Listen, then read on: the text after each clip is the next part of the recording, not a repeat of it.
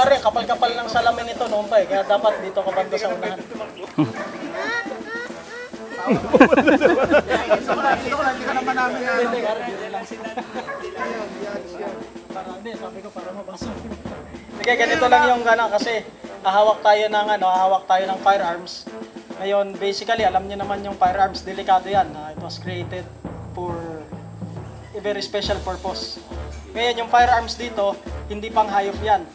Pantao yan. Kaya delikado talaga. Anyway, ito yung rules for gun safety. 4 lang yung tatandaan natin. 1, all guns are always considered loaded. So, huwag niyang itatapat kung kanino o kung saan na ayaw niyang sirain. 2, never point the muzzle of your gun to anything you do not want to destroy. 3, keep your finger off the trigger until your sights are on the target. And 4, be sure of your target and what is beyond it. So, graduate naman kayo lahat ng kwan, tsaka alam ko matatalino kayo, kaya alam yung hindi man kayo lahat galing na sigurado ka ba? Hindi man kayo lahat galing Einstein.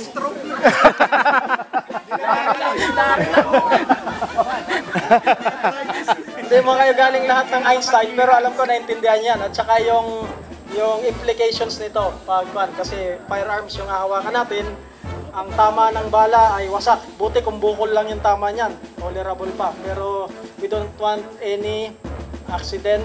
We want to ensure safety. Yun ang rule dito.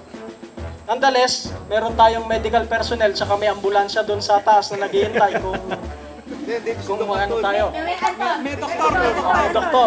May doktor, may dentist, may mga professionals. Wala. Bakit ang ngipin?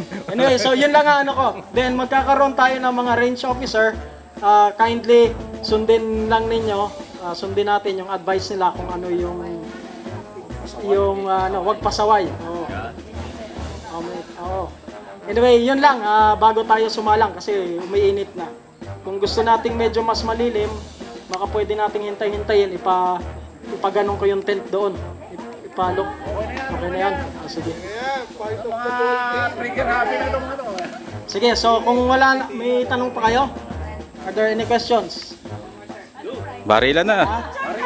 Barila na. May picture ni?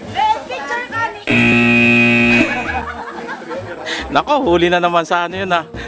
Saka na natin pag-usapan niya. Kung gusto mo may kontrata, kontakin mo lang yung kapatid.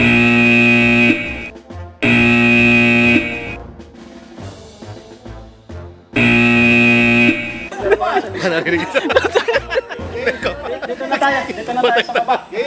Babat, ikaw ano dyan?